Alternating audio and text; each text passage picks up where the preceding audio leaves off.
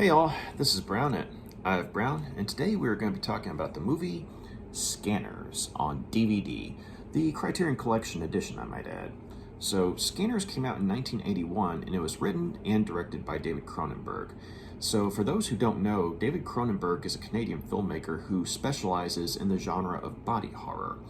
And that's not to say that he, plays around with mainstream friendly films, but body horror is considered like his signature, thing. That's his thing. And so Scanners, I think, is a movie that, while it definitely does contain some very memorable and visceral elements of body horror, it's a very mainstream friendly film in the sense that, there's a subdued approach when it comes to storytelling and narrative technique, to where, even if, say, you're not a diehard science fiction or horror fan, you can watch this film and, body horror elements aside, that are sparingly used, I might add, one can appreciate the intelligence and deconstruction of certain themes that went, I guess you could say, certain genre conventions, that went into this movie, and someone can appreciate all that. And so the first time I watched it, I think I was starting to get to the point where I could appreciate, the intelligence that went into films that contain, blood and gore and violence and what have you, oftentimes within the realms of science fiction and horror. And so it's like you have some, gruesome special effects, but at the same time, you could have, some very topical themes or, relatable elements, that, you as an audience member or as a human being can relate to. And so Scanners is something that for a lot of people is kind of a gateway film, for, their viewing of, David Cronenberg movies. And so I would actually say that, yeah, Scanners is a good, introductory film if you're wanting to get into Cronenberg's work for the first time. Because the movie that came before this one, The Brood, it's a good horror film, don't get me wrong, it's very well done, but the body horror element in that movie is particularly disturbing. And there are also elements of child abuse in that movie, or it's a part of the story, I should say. So if you find stuff like that very disturbing, then you might want to, for the time, skip The Brood and go straight to Scanners, because The Brood, I think, would alienate a lot of people if that was their first movie to see of David Cronenberg's, whereas Scanners, I think, is a better introduction to his work. So, real quick, the very first film of his that I saw was a long time ago, and it was on a black and white TV, and it was chock full of commercials. It was The Fly with Jeff Goldblum and Gina Davis, and I remember I was watching it, and I was living with my mom at the time, but I remember I liked it, but it wasn't until years later that I saw it on DVD, and obviously it was in color, and I was like, oh my God, I mean, I knew his film was gruesome, but I didn't know it was this gruesome, so, all the difference that, seeing something on black and white TV, versus seeing something in color can make, but yeah, that was my first, David Cronenberg film, but it wasn't until years later that I actually appreciated it for the intelligence that went into it, as well as the gruesome special effects. But okay, so Scanners, the story kicks off where it's kind of at an uncertain time. You get the idea that it's, if not straight up, it's not outright stated that it's the future or anything like that, but at the same time, it's not quite our reality, because for one thing, there's a group of people that are, running around called Scanners, and these are people who, were basically born with a special telepathic ability to, not only read people's minds, but control, certain organic elements of the human body. And for example, you can, scan someone, a scanner can read someone's mind, but if they're not careful, they can give this person a seizure, or they can make, a person do something, and so, like, they can take control of a person who's driving a car and make them crash into a building, things like that. And this organization called ConSec is the main organization that tries to find the scanners and recruit them into, say, kind of a semi-military type of branch.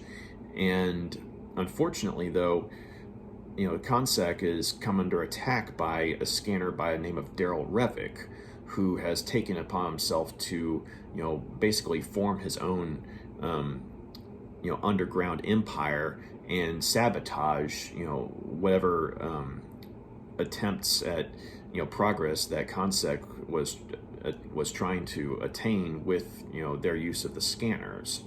And so in one of their most recent demonstrations, Revok actually snuck into the joint and just acted like he was one of the journalists in the group, and he volunteers to be scanned by one of the ConSec scanners, and he basically makes the guy's head explode, by way of, he sits down next to him and they sort of make small talk for a bit. And the guy is saying, okay, so I need you to, because he's trying to demonstrate to some people, these potential clients for ConSec, what a scanner can do.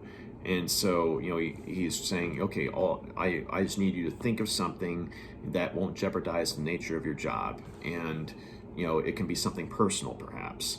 And so basically, once, Revok thinks of something, then the company scanner will tell the audience, what Revok's thinking about, that kind of thing. But unfortunately, though, for the company scanner, Revok literally makes his head explode, after a few minutes of, being scanned, and him sort of turning it back on the other guy. And so, security tries to, get him, into a facility, but he's able to use his powers to, make one of the security cars, crash into a building and explode. Or he's able to control the driver of this car and make it crash into a building and have the car explode. And he, makes one of the other security personnel kill his comrades and then kill himself. And so Revok, gets away scot-free. And so one of the heads of the ConSec organization, a scientist by the name of Dr. Ruth, is proposing that they use one of their own scanners to specifically to track down Revok and shut him down. And they actually have someone that would be ideal for the mission.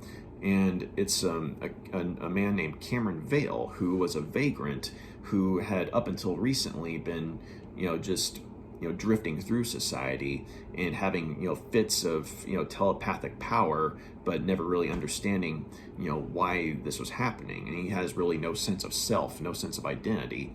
And it's not until a couple of ConSec agents pick him up, while he's, at a mall, and he inadvertently gives another woman at the mall a seizure by trying to read her mind. And so once they see that happening, they're like, we got him. And so they, trank him and they bring him to a facility. And so, once, Cameron Vale comes to, Dr. Ruth introduces himself to him and explains to him that, this is why you are the way you are, because Cameron, he himself didn't know what he was. He's just been drifting through society for so long and just, mentally out of it that, he just kind of took certain things for granted, as far as what he could do. But, he's being offered a chance to refine his abilities and actually gain a sense of identity, if he accepts this mission. And this is after, they've been able to, fix him up somewhat, medically speaking. And so they find out that,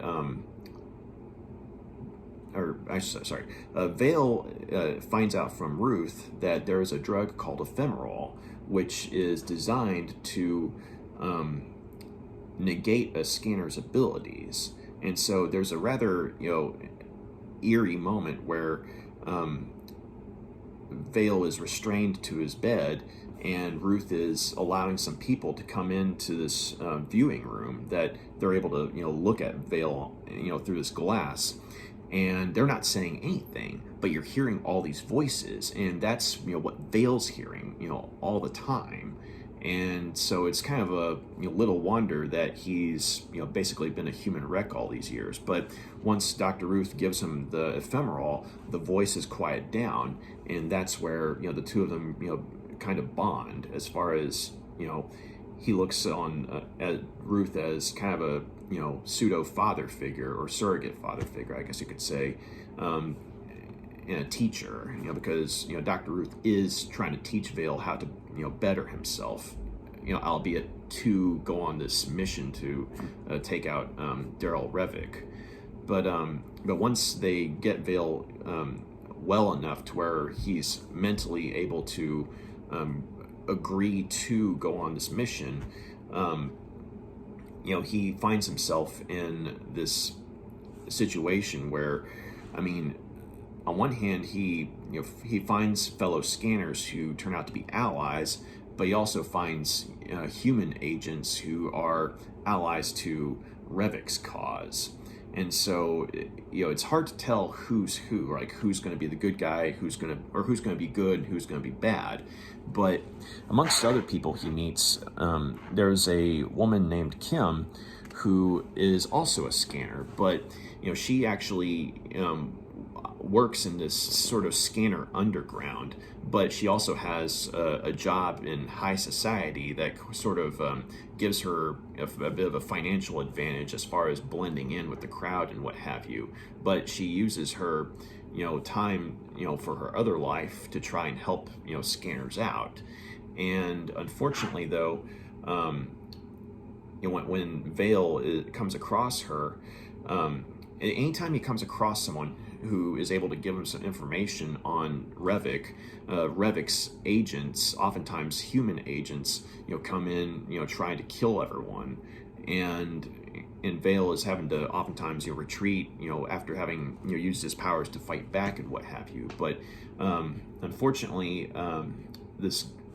when Vale meets Kim in this sort of underground house that they're hiding in, or apartment building that they're hiding in, that's where the scanner's underground is.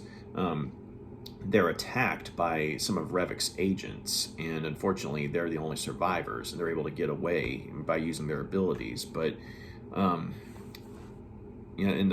as this mission goes on, though, not only do we get more information that we find out not only about Revok, but also about ConSec and Dr. Ruth, and maybe that his intentions aren't so benevolent, as it were, or maybe he's not quite the benevolent father figure that Vale thought he was. And we also find out that Revok may have a very understandable reason for going to war with ConSec. But you also find out, or Vale also finds out what he can do when he puts his mind to it as far as his powers go.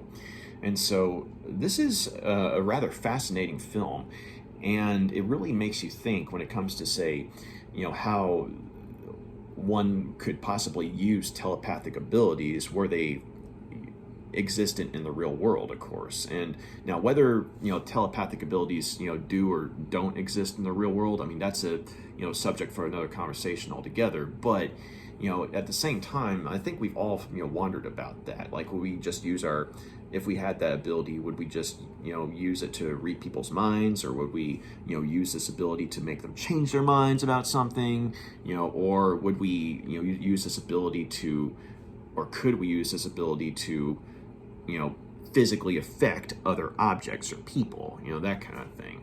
And so it definitely gets you thinking in that regard. But one of the things I appreciated about it was that the first time I saw it, I thought that the main actor, Stephen Lack, I mean, his last name's literally Lack. I thought his performance did lack a certain amount of charisma that you would normally expect from a leading character, or leading protagonist, or a leading man, as it were. But as I watched it again, I realized something, that the reason that they had Stephen Lack playing the character that way, playing Vale that way in sort of a dull manner, is because Vale as a character is supposed to be a blank. Like he has no idea about his life prior to, like he has no intelligible idea about what his life was like prior to being taken in by ConSec. And it's only when he's with ConSec that he begins to get something of a personality, or when he starts running with Kim. And so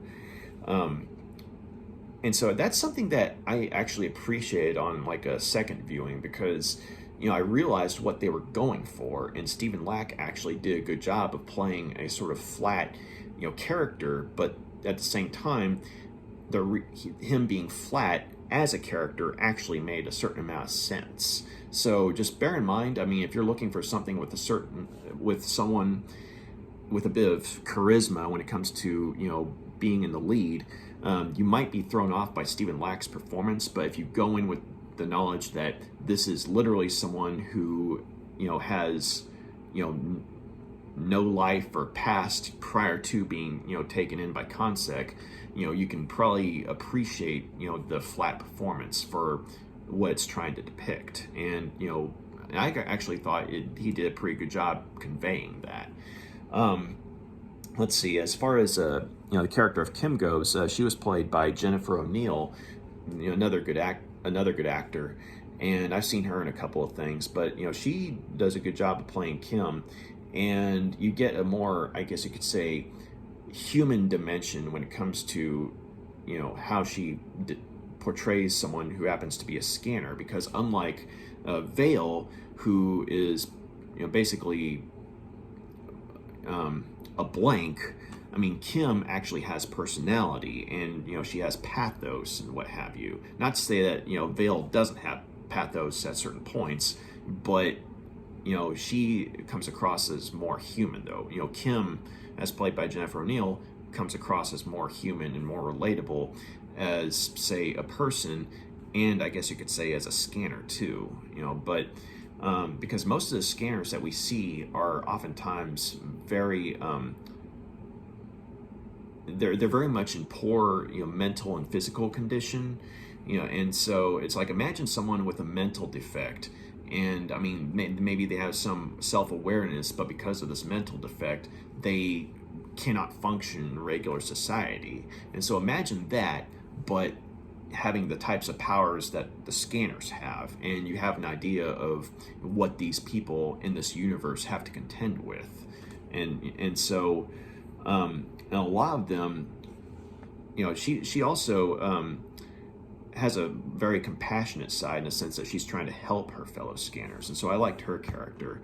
And then, of course, you have the late Patrick McGoohan,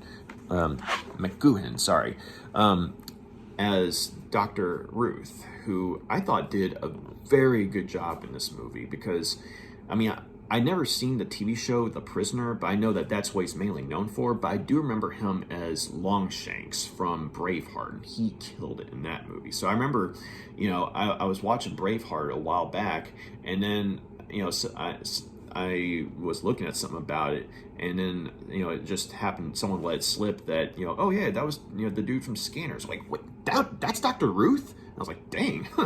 So yeah, Patrick McGoohan, though, I mean, he does a very good job in the movie, and I like how the way he plays his character is morally ambiguous, because on one hand, you definitely are with him in the sense that he's in the ConSec organization are trying to shut down Revok, because he's a very destructive individual who is not above having people killed. And so obviously that's not good for anyone, but on the other hand, though, certain interactions with him and between him and Vale kind of come into question later, because while these interactions seem altruistic on Dr. Ruth's part, and Cameron's basically looking at him as kind of a father figure. When you find out certain things later on in the movie, just like, for example, just how far along Dr. Ruth was involved with the creation of the scanners, and there are certain elements of their creation that come into play that you find out about, and you realize that Dr. Ruth isn't exactly a good guy. So I like that ambiguity there, because he plays Dr. Ruth as initially kind of a good guy, maybe like someone who's in a bit of a moral gray area because of the nature of his job.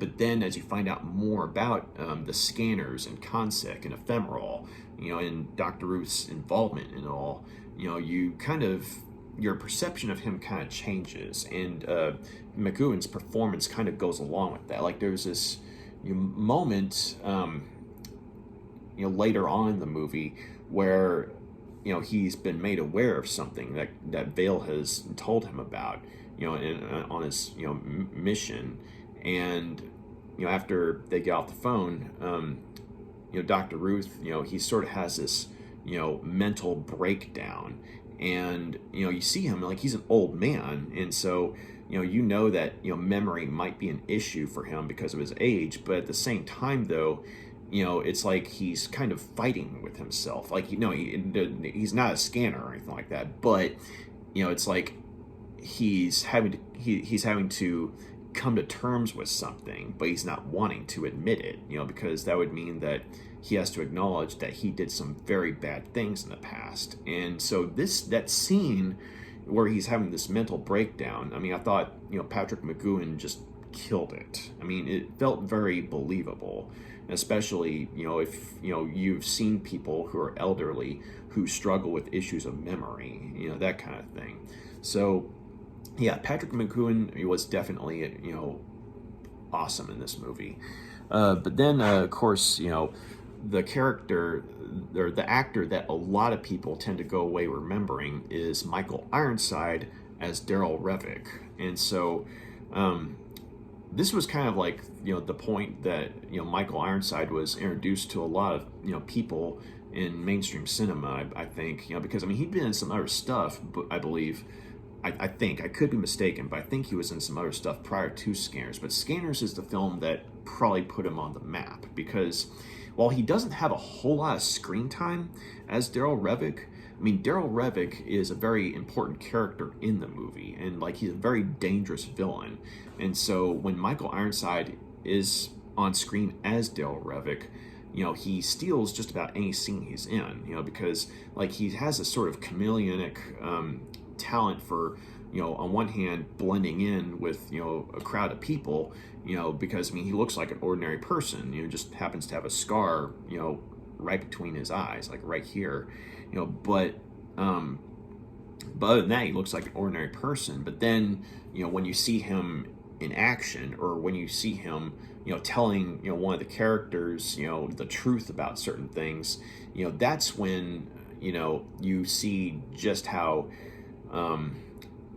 dangerous this guy is. And also another thing I liked about the character of Daryl Revok, especially as portrayed by Michael Ironside, was the fact that there was kind of a sympathetic quality to him. I mean, not right off the bat, but towards the end when you start finding out more things about the scanners and how they came to be and what have you, and how certain characters are impacted by that, you find out certain things about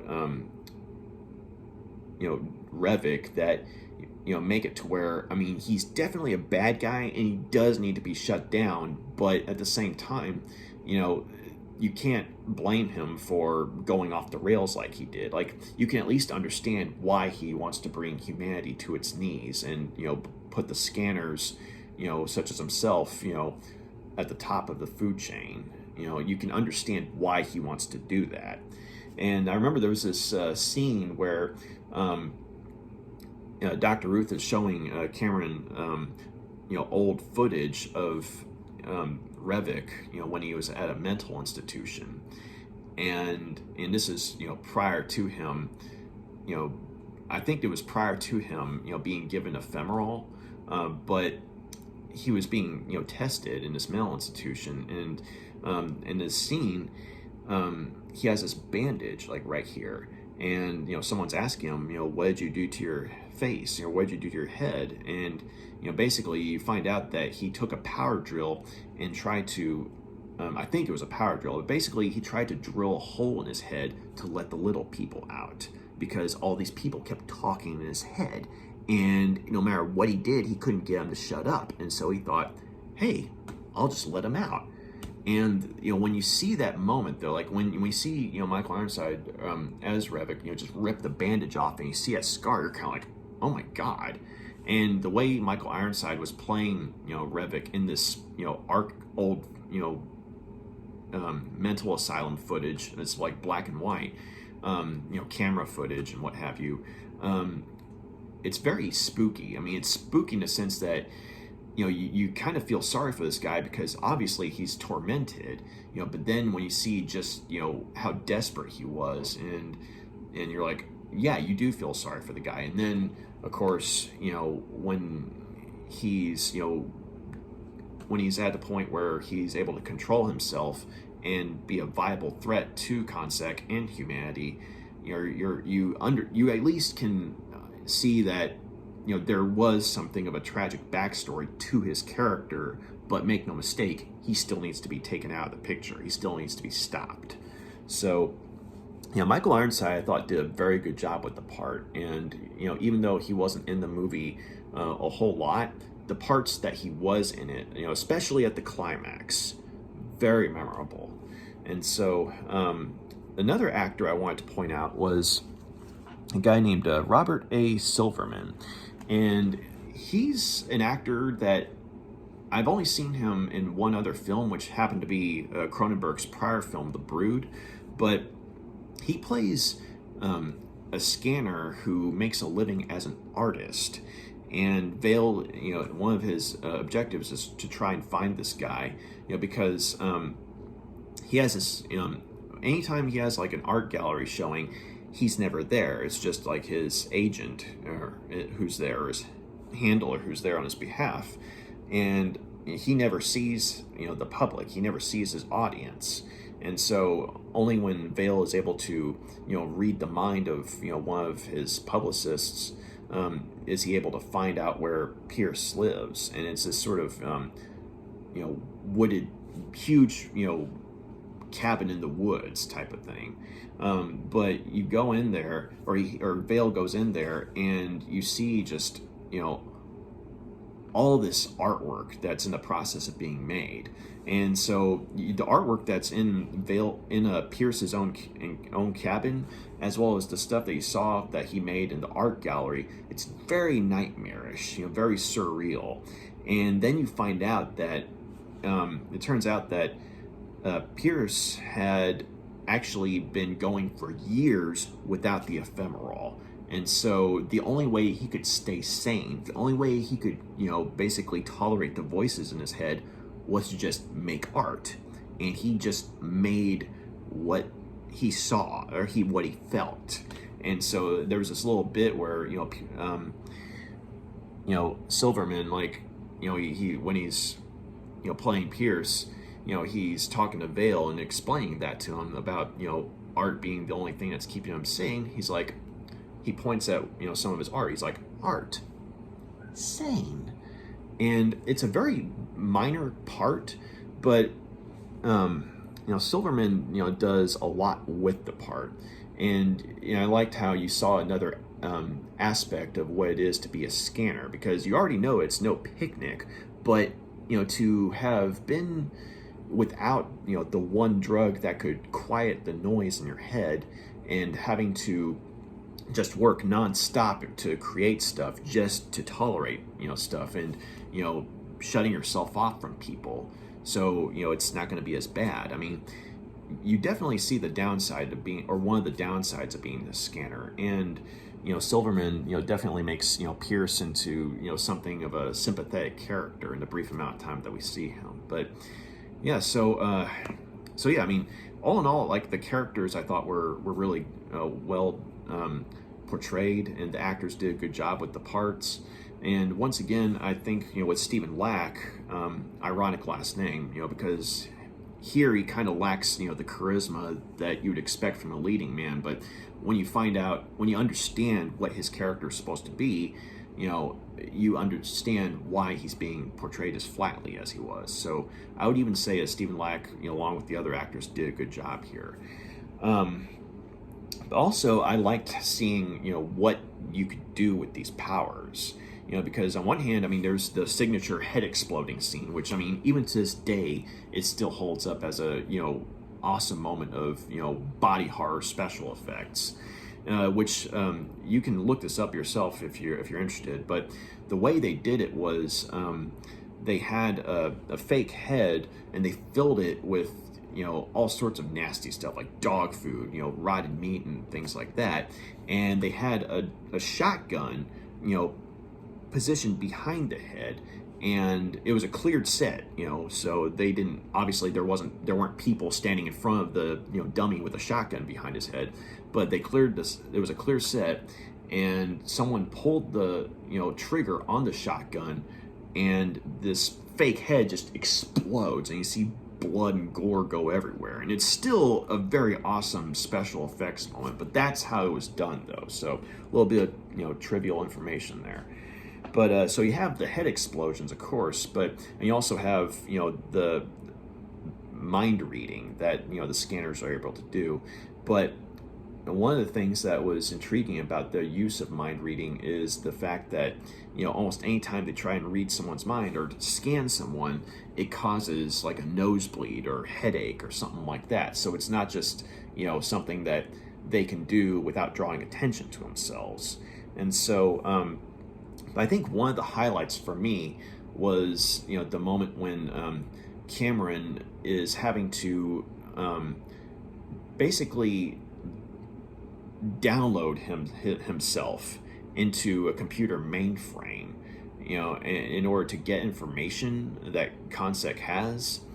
And the way he does it is, he gets into a phone booth and dials, a number, the ConSec number, and he's able to, basically send his consciousness into the computer system in order to get the information. And this is while certain rogue elements of ConSec are trying to shut things down. And so it's like almost a battle of wills, between, the computer system and Vale. And it's really cool, because this is before stuff like the internet. So, downloading or uploading was kind of a foreign concept at this point in time in 1981. So very groundbreaking. And some of the pyrotechnic effects that come into play as a result are very well done as well. Because, amongst other things, like, you have, exploding computers, and scientists getting, thrown across the room. And then, of course, in the outside world where Cameron is, though, you have him, amongst other things, like holding the phone so tight, though, that it literally starts to melt in his hands, because of all the power that's, going through it. And so, that was actually pretty cool. But as far as like the parts, like the climax, though, you get a battle of wills between, scanners. And I don't want to spoil, too much, but, it's a moment where it's like you sense that everything is on the line here between these two characters, and you see, just what they can do to each other in terms of, their mental power, like how much damage they can do on the human body, and very gruesome but very well done, makeup and special effects for that scene. And to this day, that scene, at the climax, as well as a lot of the other special effects stuff in general, they still tend to hold up rather well, because there's like a rather visceral, quality to them. But yeah, this was just, a really cool movie. And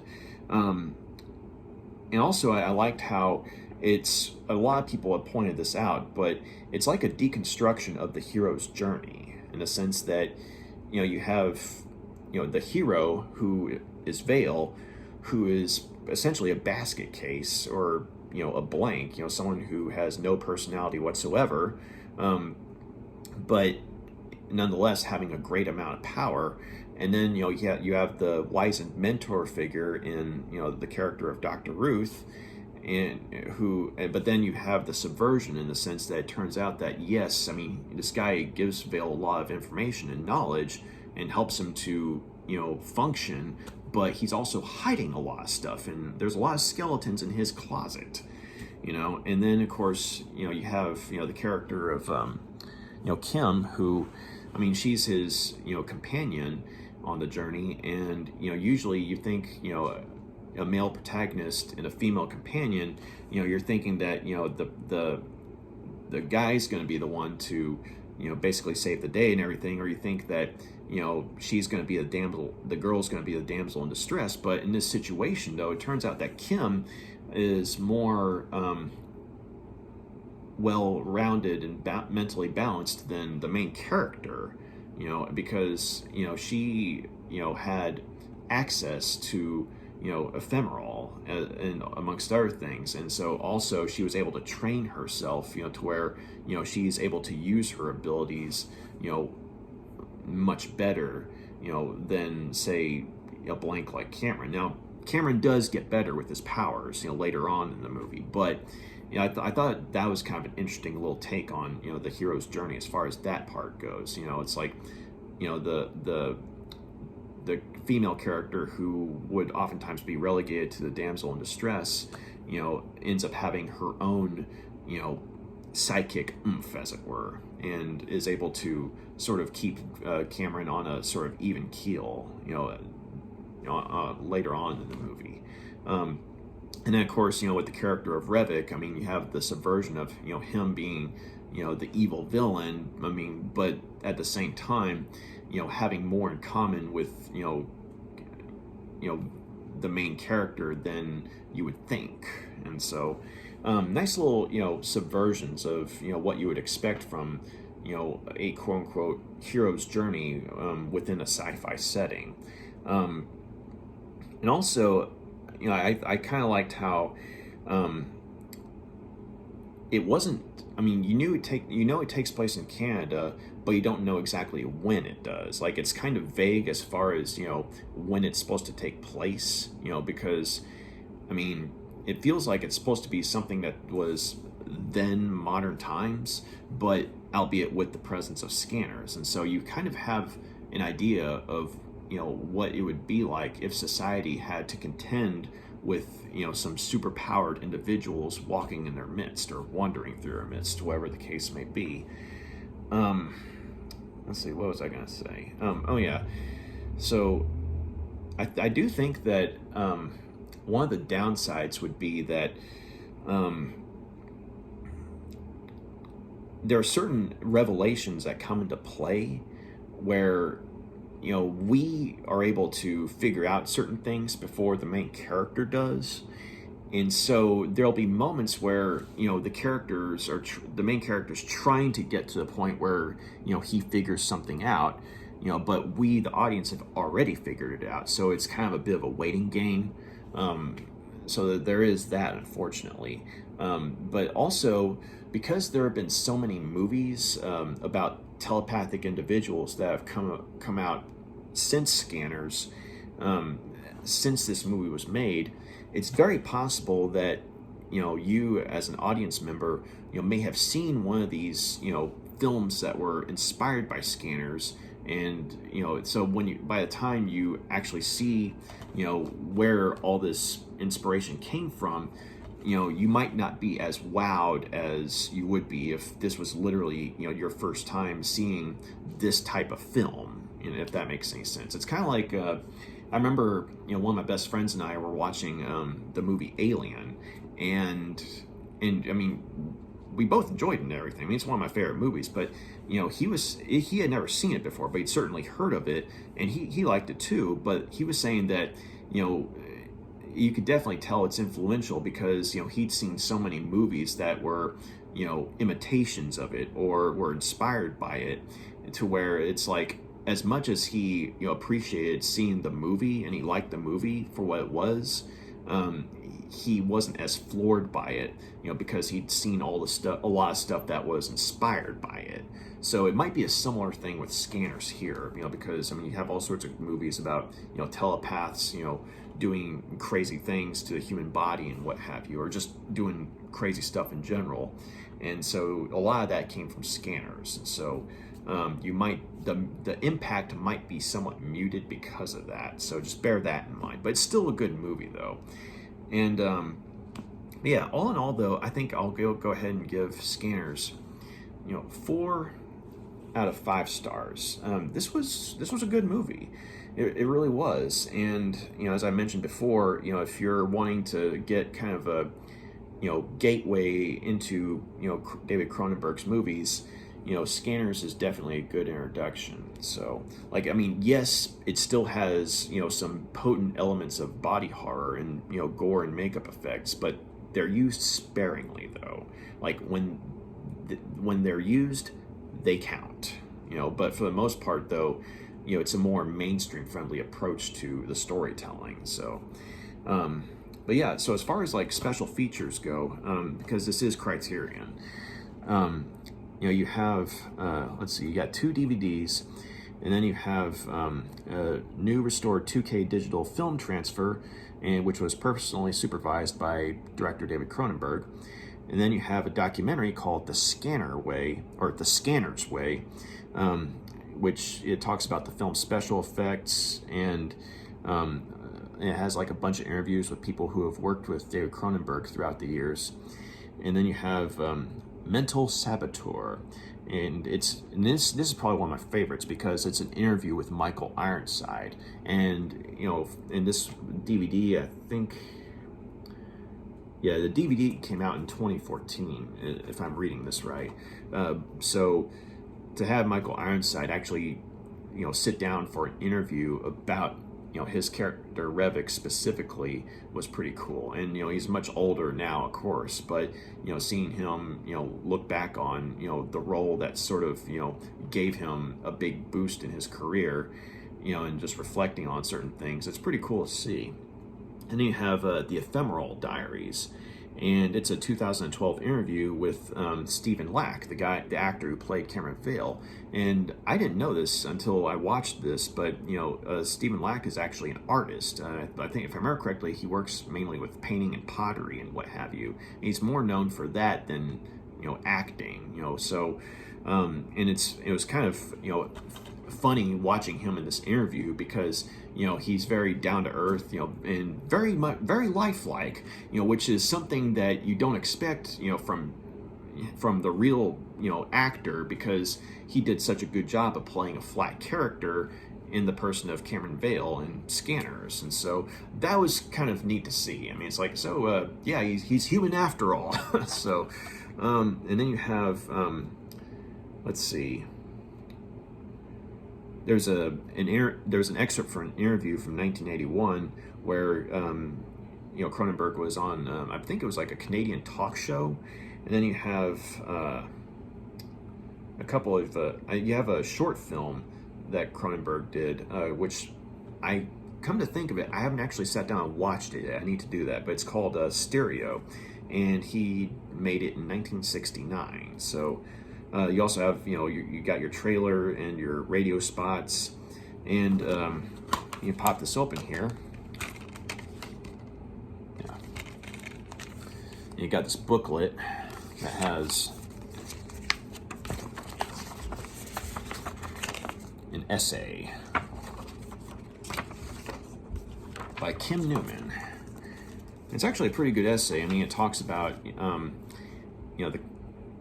how influential Scanners was over time, and basically the company that Cronenberg kept, that he's in a very talented group of individuals who have pushed the boundaries of filmmaking. And so it's a nice little essay.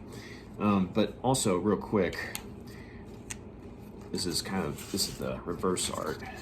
So you have this cover art right here, right? Exploding head. Then you open it up. There's some eerie looking artwork, and that's supposed to be Cameron Vale. And albeit in the midst of a psychic showdown. And this is Revok.